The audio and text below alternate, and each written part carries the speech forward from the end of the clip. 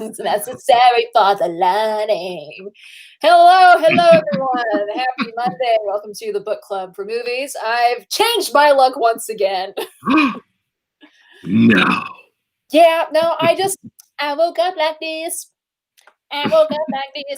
She's flawless. Okay.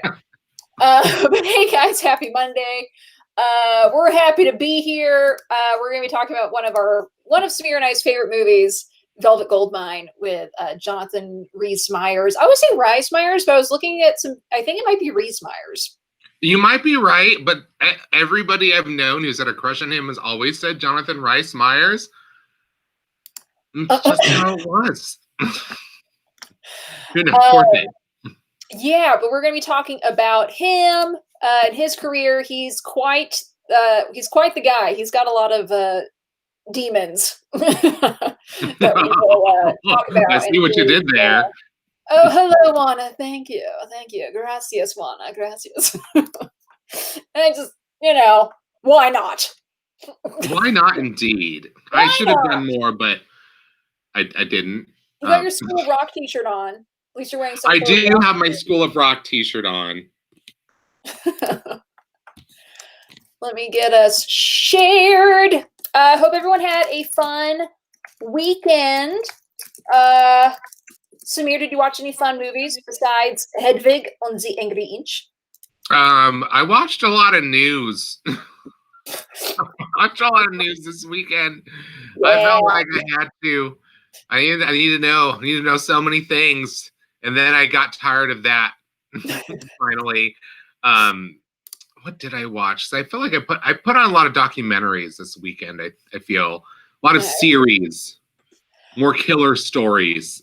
I watched, my Netflix DVD was Who's Afraid of Virginia Woolf, and that was it's kind of a lot. But the acting really is good, particularly with Elizabeth Taylor, and I can't remember her name, but it's this other actress won Best Actress and Best Supporting Actress, which were very well deserved. I'm not sure what they were up against. I think her name is Sandy Dennis. That sounds right. Yeah, she was also really amazing. But it's otherwise, pretty straight play to film adaptation, I thought. It's a really upsetting, sad play. Yeah. It's a lot going on. It's like, how much of that was like Liz and Dick's relationship behind the scenes? Seriously, good old Richard Burton.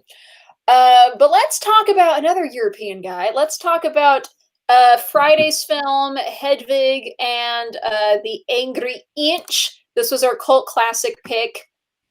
We'll get back to that in a minute, Walter. I have questions. Okay. Yeah, so this was the first time I had seen this film. I watched this last night. It is available to rent, and it was a lot of fun. I was going to ask you, what you thought of it, because this is your first experience of it. And the experience I always have with it, because when you're watching the movie, it's like, why isn't this band popular? Like, these shows are amazing. And it's like, oh, because the other person already stole all the songs. So I thought it was really brilliant that they started the movie out that way, because you start it and you see oh my God, why are they playing this crappy little restaurant? Why are they not in a real bar with a real band? And you're like, oh, so it's built in immediately. You're like, this is so unfair that this band is not famous, because I would go to every one of those shows with even the ones where they were emotionally distraught and I'm like, bitch knows how to, turn a party on stage, and this person should be a star. And then you get the reason why they're not a star, and then it's like, and so every element of it feels so incredibly unfair. But then they don't make the person an angel either, so it gives you a lot to chew on. But what was your favorite song, for instance? What were some of the songs that stuck out? I really liked the Angry Inch song a lot.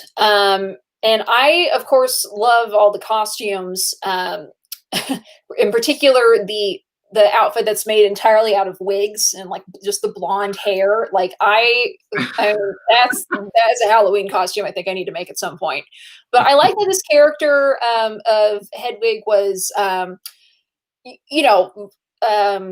more complex too, where it's you know, she does some things that aren't very good either, and it's like, okay, she's kind of mentally abusive too to her Mm-hmm. second husband. I love all the parts of Rent, and we were talking about like, oh, there aren't that many rock musicals, and here's like he's just like that's his dream is he wants to be in Rent. Being Rent, maybe because I'm so over Rent by this point, but I do acknowledge all that Rent did for the community and for bringing Broadway forward and to include it being more inclusive of LGBT stories and addressing real social issues like AIDS. Like that show, like, I'm not knocking that show for what it did and what it accomplished. It's just that when you're gay, you've heard that 525,000 song so many times that I just cannot care about that show anymore. I saw this but I meme the forgot other day. It said something it like, comes up if you don't everywhere. know if you don't know the exact amount of minutes in a year, then you're straight. Oh my goodness, that's a good one. I'm gonna use that. 600 minutes. Yes, PJ. We'll never do it. 525,000. But yes, it's like one of those things where like you heard at every gay bar, every gay karaoke bar, like everywhere you went, you were hearing Rent song. So I was like, I can't do it anymore. But it's an interesting thing to have sort of like haunting that character throughout the movie. So I like that the film expands that story too, the story of that relationship, because like I said, in the stage show, it's all one set. They're not flipping back and forth like all the time. It's pretty much one set the whole time. And Hedwig is on the stage the entire time with other characters coming in and out in certain ways, but mostly it's just restricted to that one set. And so here you get to go off in all these directions and you get to incorporate this extra. So they did a legitimate screen adaptation. They didn't just transpose the play into a screenplay format and then film it. They legitimately adapted it for the screen. I think all the choices they made were really good. It was like, oh my God, just this Hedwig story is just so tragic. Because it's like he gets a sex change because the American tells him that he needs to do that to come back with him. So he does that, but the operation is botched. I love that. My first day as a woman, and already it's that time of the month. But then he goes back to the United States. Then the dude leaves him for a dude, or leaves her for a dude. And right after that, then he sees, then Hedwig she sees the Berlin Wall coming down, which was the whole reason she left, was, I can get away from this. And so it's like every single thing that was done to improve the life was, basically the opposite happened, and it just kept dragging her down further. So those performances are really like where she lets all of that out, which just gives them that kind of magnetic quality. And I just love every song. I still know every song by heart. Which one would you do a karaoke if you had the chance? Well, I would need to do some more studying of them. But probably any of them. The Angry Inch song definitely stood out the most to me, just with like the lyrics, and I love watching like the reaction of these people in the restaurant who are, like they're just there to have dinner, or these like Midwest, they're just horrified. Like, I love the agent is there, like, yeah, like trying to jazz all these old people up who are like, it's a car wash, ladies and gentlemen. Oh, yeah. Which they did in the stage version, at least the touring production. Hedwig would come down from the stage and go out into the audience and then stand up on the seats and then do that, like over somebody. Whoever, it was always the same seat. I want to see the show. Oh, you would love it, and I could tell you. Well, at least in the theater that I used to work at, we knew we knew what seat it was. So sometimes I'd be seating them there, and I was like, oh, like, have you seen this show before? Are you a big fan? Like, no, this is the first time. They're a little older. I'm like, oh, there's some audience participation in this show. Is that something you're comfortable with? And they're like, and I'm like, so this is a very high activity location that you're sitting in. And they're like, oh, can I change seats? Like sometimes people would watch it because like I don't want to be Yeah, that and person. for other people are like, yeah, I want to sit And one there. time we put our boss at the theater that I usually work at. He was there. That seat happened to be open because somebody did not want to be featured in this audience participation part, so they asked for another seat. We found them another seat that they were happy with, and then one of our bosses is this really cute guy that every gay usher that works at theater always has a crush on him. So we put him in that seat, and he hadn't seen the production yet, so he didn't know that was the seat. And so his like cute bald head got the car wash from Darren Criss in the like beaded curtain skirt. I'm like, you bastard. Oh, like I wanted that moment, but didn't get it. But it's great on stage. You'll love it. Sugar Daddy is still my like go-to song, Sugar but I'm Daddy like, was good too. because it's like Origin of Love is it's a heartbreaking song, and I'm like, I don't necessarily like to break people's hearts at karaoke with the song, at least. But so it's like it's hard to do that one at karaoke because it's kind of a downer. But it was hard for me not to sing along to like every single song in the movie. But I was impressed also how they filmed all the musical scenes too. Like it got the energy right. Yeah, and there's and of course this was this actor who plays Hedwig was also the writer and director, which I think is always fun. But a lot of interesting parallels between this and today's movie. Just, I mean, the fact that it is also another rock musical with lots of glitter involved, but just even like some of the visual styles and even just some of the moments that they recreated. I mean, we go into Velvet Goldmine so much, like David Bowie inspired. But Velvet Goldmine came out a few years before Hedwig and the Angry Inch, so I wonder if they were inspired a little bit by it. I would think so because I know that Velvet Goldmine, when it was in production, this was off Broadway, I believe, at the time.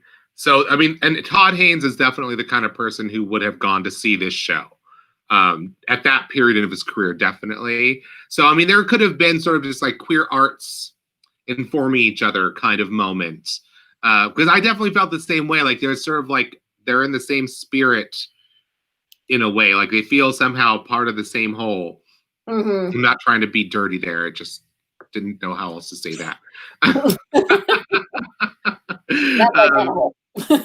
But I was getting the same vibes. I'm like, oh, there's, like this is basically like another version of the glam rock musical, but with like a different style of rock music. A little, it's not quite 70s glam rock entirely. There's some like hard rock elements and Michael Pitt playing a creep. It's like par for the course for Michael Pitt. But like I don't think he did his own singing. So, but I think John Cameron Mitchell did, because John Cameron Mitchell did this on stage. But yeah, he's like he made another movie called Short Bus after this movie.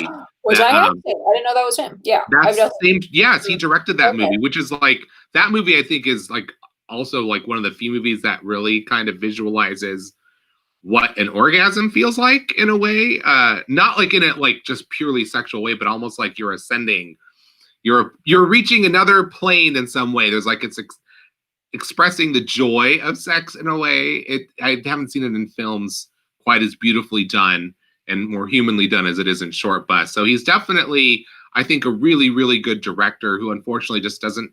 I haven't heard of any projects that he's tried to direct since. Not since Short Bus. It's really sad. I would love to see him do another movie, but it's probably difficult for him to get another movie off the ground. Who knows? Maybe he doesn't want to do anything unless he has a great idea. I don't know what the deal with him is right now, but this work I think is like one for the ages. Maybe he's just living off royalties of Hedwig. And it's fine. Maybe he doesn't want to do anything. Who knows? But Hedwig and the Angry Inch is available to rent if you didn't get a chance to see it. We will be talking about another rock musical starring Jonathan Rhys, whatever you want to call him, Jonathan Rhys Meyers. He's someone that I have always liked. I know a lot of people that like him. He's he has this darkness to him that is very attractive to me.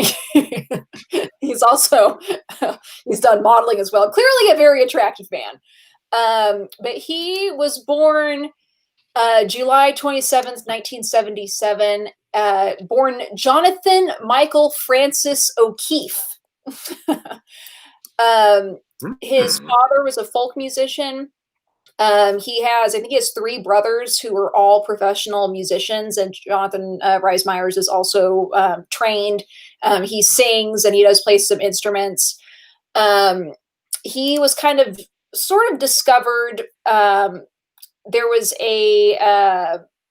some casting agents that were in Ireland looking for Irish boys to appear in a movie called War of the Buttons. And he was invited to audition. He wasn't cast in it, but these casting agents were like, hey, like you should do this. You should do acting. And he was like, all right. So his first big acting role was in 1994 with A Man of No Importance. One of his first really big things was he was in a movie called Michael Collins in 96. This movie, Velvet Goldmine, 98, was another one of his bigger things that he did. He was in Bend It Like Beckham, Vanity Fair. He was in Alexander. He really became more famous, I'd say like mid-2000s, with movies like Match Point. And then he was in the television miniseries Elvis. He did not do his own thing in that. Yes. And then came The Tudors. I only watched the first 2 seasons of that. I don't think I finished it, but that was very popular. He was nominated for a Golden Globe many times. Match Point is it's a Woody Allen film, but I love it. I know you like it too. He's a self-taught singer and guitarist. He's been in films like August Rush.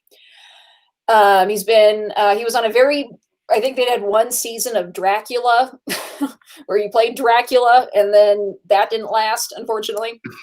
But he's always just had this like darkness to him. He has struggled with alcoholism for a long time. He's been in and out of rehab many times.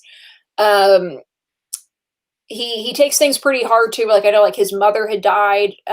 She was only in her 50s, and that kind of sent him into another relapse. He got married a few years ago and has a son. And I was reading a lot about his wife, and she's so supportive of him. And, when you're an addict, it's just like an ever-going struggle. And even just as recently as November of 2020, he was arrested in Malibu for a suspected DUI. So we hope that he's, it's a struggle. It's always a struggle. He's been very vocal about it, which I think also takes a lot to do. As far as he's also done a lot of charity work. He was named the ambassador for the Hope Foundation, which is a charity that provides shelter, medical care, and support to the street children of Calcutta. He's worked with another children's charity called Barrettstown, and the mission of that is to rebuild the lives of children affected by serious illness and their families through life-changing therapeutic recreational programs in a safe, fun, and supportive environment. And he has continued to work with them.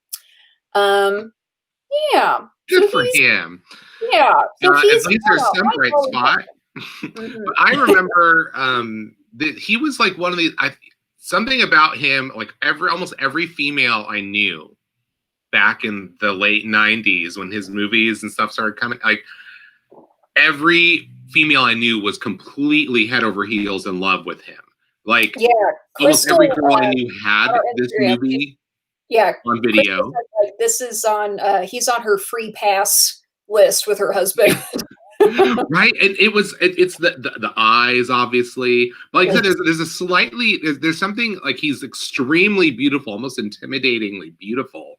Mm-hmm. But at the same time, there's almost something menacing about the bone structure. It gives a sort of almost like an evil or menacing vibe to him. So there's an element of danger that's kind of tied up with this like extraordinary beauty. So it's like just made to make every mother fear for their daughters when they go to a rock concert kind of beauty. Like they are gonna fall for this dangerous, like super pretty boy thing, like that. And frankly, who wouldn't? Because even in this picture, where he's a little bit older, like there is something about him. There's something about those eyes that draws you in, but makes you like also wonder, am I gonna survive the night? Do I care? Mother, may I sleep with danger? Yeah, but he did win a Golden Globe for Elvis. But he has a lot of upcoming projects too. His most recent mini series or TV series he did was Vikings. In 2019, he had a film called Awake come out. But he's got a lot of things that are in post production, including something called American Night, Yakuza Princess, The Survivalist, Raja, which I was reading about. That sounds really interesting. It's like a British adventurer. Went on a lifelong crusade to end piracy and headhunting. Oh, joy. And a lot of hide and seek post production, and then a lot of pre production things too. So we're definitely going to keep seeing a lot of him, which is good because we like him, and we hope he continues to continue on his variety journey. But yeah, if you go on YouTube, you can watch some interviews with him where he talks about he's had a few run-ins with the police. Not great ones. He's had a share of bad press. Definitely. But I feel like this is definitely the best thing he ever did. This is certainly my favorite that he's been in. I do enjoy watching him in so many other things. He's definitely he's one of those actors where there's so many more of his films I do want to see, but he is a selling factor to me of oh, he's in this? Okay, I'll watch it. Not even knowing or caring what it is. But Velvet Goldmine is probably the film that I really fell in love with him in. And it's like a glam rock Citizen Kane. Yeah. Is pretty much what this movie is. But when they say glam rock, they really go for it. There's no holding back. It sort of goes too far in the way the best rock and roll should go too far. The best glam rock and roll specifically should go too far. So it's sexual. So it's you get this it's almost like a Fantasia for gay people, I feel like. And I would want to live there forever. But of course, what happens in that world. And so you get the rise and the fall of basically a David Bowie-esque figure. Because it was supposed to be originally a Bowie, a biopic about David Bowie, but then apparently he pulled the rights for all of his music so they couldn't use any of his songs in the film. So it's okay, well then I guess we're not going to make that Bowie biopic. We're going to have to change some things. So they created this really, really far, out there in the best way possible. Though I don't feel like any of the weird touches in this movie or the weirder elements detract. I think it really just adds to it and makes it even better. The whole the Oscar Wilde connection being delivered by aliens that opens the movie. You don't really understand exactly what the relevance of that is or why they've done that until you get through the whole film, and then you maybe if you understand who Oscar Wilde was, it gives you so much to chew on, but at the same time, it is such an amazing experience to watch it that I've never gotten tired of watching this movie. No, I remember the first time I saw this, I was kind of obsessed with it. Back in high school, it's I have to get this movie. I watched this movie so many times. So this movie came out in '98. Basic plot of this is in 1984, British journalist Arthur Stewart investigates the career of a 1970s glam superstar Brian Slade, who was heavily influenced in his early years by hard-living and rebellious American singer Kurt Wilde. This has an amazing cast of Jonathan Rhys Meyers, of course, Ewan McGregor, Christian Bale, Toni Collette, Eddie Izzard, and many more. Supposedly, Jonathan Rhys Meyers and Toni Collette actually dated around the time of this. Wait, Tony, really? Yeah, Get that's it, what I read. Tony Collette. Mhm. Who's also fabulous in this movie, by the way. Yes. This was nominated for Best Costume Design at the Oscars. It didn't win, but oh, should have. My God. That is just a crime. Let's see what did it lose to? Hang on. We have Yeah, to you got to find out. investigate this. The But what? interesting thing, so basically, obviously, Jonathan Rhys Meyers is the David Bowie, and Ewan McGregor plays Oh my God. It basically a lost to combination of Shakespeare in Love, Shakespeare in Love. which I love that movie, but no. No, no, no. Should have gone to Another this. questionable Oscar win for that movie, though, because it also won the Oscar for Best Supporting Actress for Judi Dench, who was in the movie for 8 minutes. Yeah. Yeah, I very like that movie, upsetting. but But no, no, no. No, no, but no, no. basically, Kurt Wilde. And how Obviously, was the it name not nominated for Best Makeup? It wasn't even nominated for Best Makeup. it was a little too. They couldn't deny the costumes. Movies that are like super queer sometimes get nominations like a hair and makeup or a costume nomination, but they don't want to Yeah. give it tons of attention because this was still when Todd Haynes was sort of like more of a rebellious queer himself. Obviously, he still is, but he's made like Far From Heaven and Carol, and he's elevated to the respectability genre. And so this is back when he was still wild and artistic. This is just a few years after he made an amazing film called Poison, which was sort of, has sort of the spirit of Jean Genet, like alive and well in it, which is not necessarily mainstream material, but this is kind of as close to mainstream as he had gotten up to this point in his career, was this movie. And really, he got like 3 majorly hot dudes to all be sexy in this film. And naked. And naked. I'm like, Todd Haynes, was this all an evil plot? Yes. But no, I feel like he also really just wanted to tell this story in his own crazy cool way. And I'm so glad he did. But yeah, like because there's the Ewan McGregor character is kind of like half Iggy Pop, half Lou Reed. Because really, I always think of like the Bowie and Lou Reed relationship. And I think the reason that Bowie pulled his rights is because Todd Haynes basically would not straight wash this story. Because David Bowie has kind of got to a point where he's like, I wasn't bisexual. Like he was like suddenly starting to pretend that he wasn't ever bisexual. And so this is like part of maintaining that illusion was not allowing his songs to be in this film. Which is really unfortunate that he became like that in his older age. He's still cool and we still love him, but like him trying to erase his like queer past was, that was a mark against him in my book. And part of the consequences of that was that none of his songs got to be in this film. But in a way, sometimes those situations can spur artists to create something even better. And I really think I prefer having this movie than just a David Bowie biopic. I prefer that Todd Haynes was forced to divert and make it like this instead, because I wouldn't change anything about this movie ever.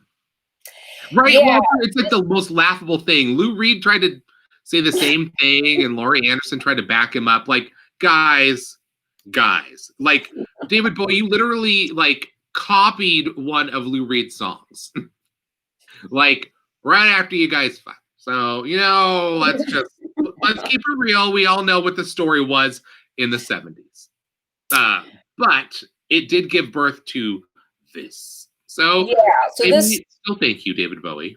So I guess because there aren't any David Bowie songs in this. I don't think there are any original songs in this, but it really has this amazing soundtrack. Jonathan Rhys Meyers does sing in this. Does he? I thought he lip synced. I thought he lip synced in this.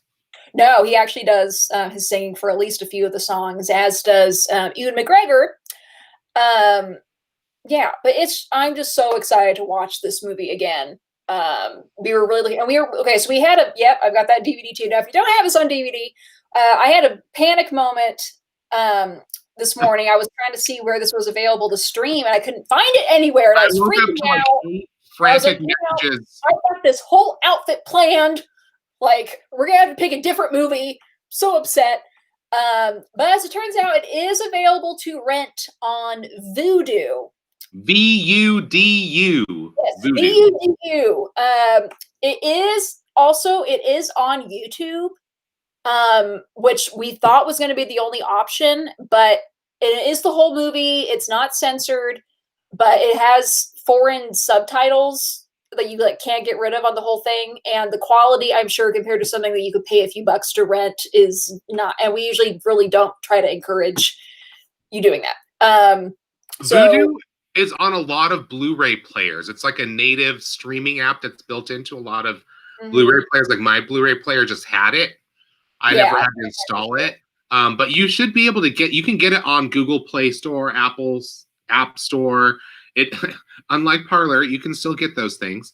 But yes, you can get them from either of those stores and add it to whatever streaming player thing that you've got.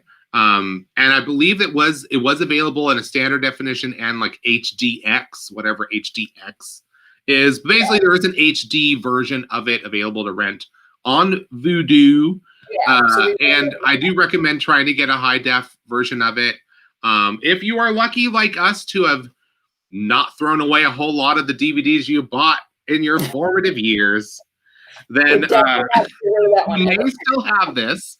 And I am so glad that, like, when we decided to watch it, I was like, so glad I never threw this away. I bonded over this movie with like other people like so long ago when it came out on video and DVD. We could not get enough of it. It was just so much fun. And it's not painting a glamorous picture of the rock star. It really does, like I said, it shows a rise and a fall. So you're not getting just this glamorization of, selfishness and Whoa. Smear? Where did he go?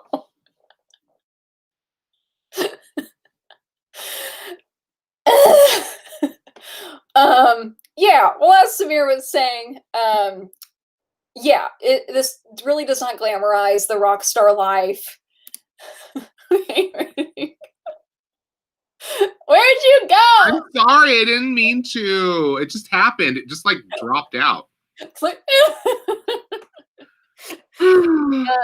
Yeah, well, as you were saying, does not really glamorize the rock star life, shows the good and the bad. And yeah, like he definitely hurts people in this too. And brings that darkness to this role that we love him for. I think it's the role he was born to play, really. Yeah, everyone in this movie is so good, but I'm just so excited to watch this. I know it's been a little bit since I've watched it. And I think I may introduce this to the housemates soon, because I don't think many of them have seen it. Visually stunning film. It's just so, like, if you loved Hedwig and the Angry Inch, this is taking the visuals to the max of kind of that same style a little bit.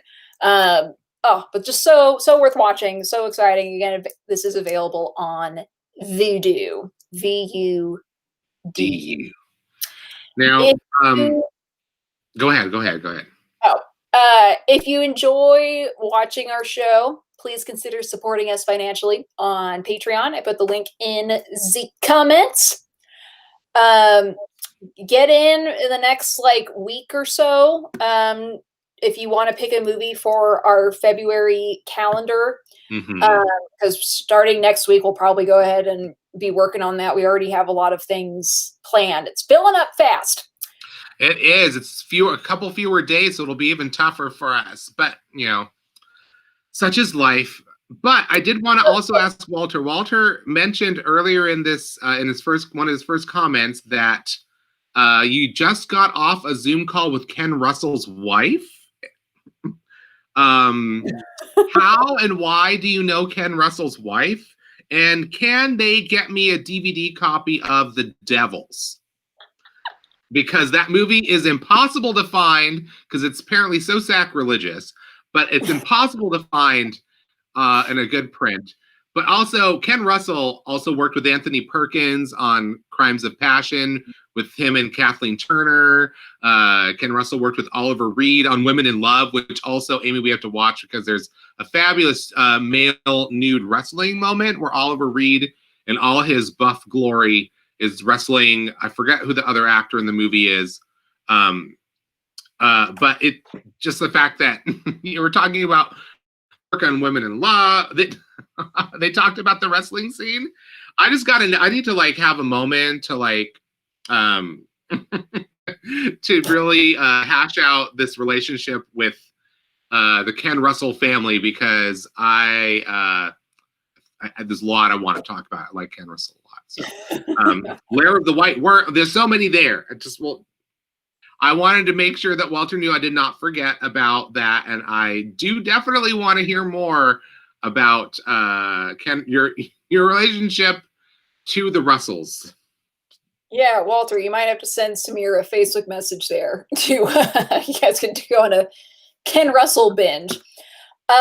We have a fun show planned tomorrow for a not so fun movie. Tomorrow we are going to be talking about the film We Need to Talk About Kevin. Oh, of course they talked about the nude scene. Damn it. But yes, Lynn Ramsey is tomorrow. Yeah. And she's a great director. Yeah, we're talking about director Lynn Ramsey. We have a special guest tomorrow. One of our regular viewers, Mr. Andres, he will be joining us tomorrow because he actually worked on the film. He was part of the crew. So he's going to bring us some interesting insight of what it was like seeing this director in action. Mm-hmm. So we're really excited to have him on there tomorrow.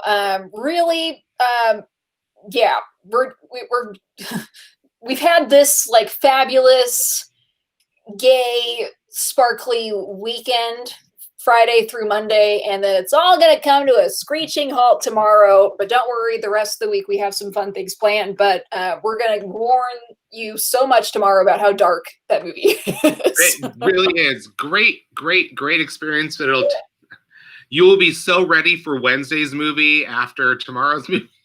Yeah. Go on this journey with us.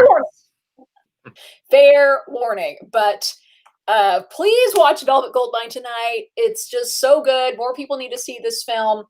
Available to rent on Vudu. We will be back tomorrow to discuss Velvet Goldmine, going into our Lynn Ramsey and We Need to Talk About Kevin discussion. Thank you guys very much for watching today. And sad to say, I will not be wearing an exciting outfit tomorrow. This is probably it for the week. Well, you could be really disturbing and wear like a Robin Hood outfit. After you see the movie, you'll know what I'm talking about. But tonight we're focusing on Velvet Goldmine. Yes. Go digging for gold tonight, people. Yeah, please check it out. All right, guys, thank you for watching, and we'll see you tomorrow.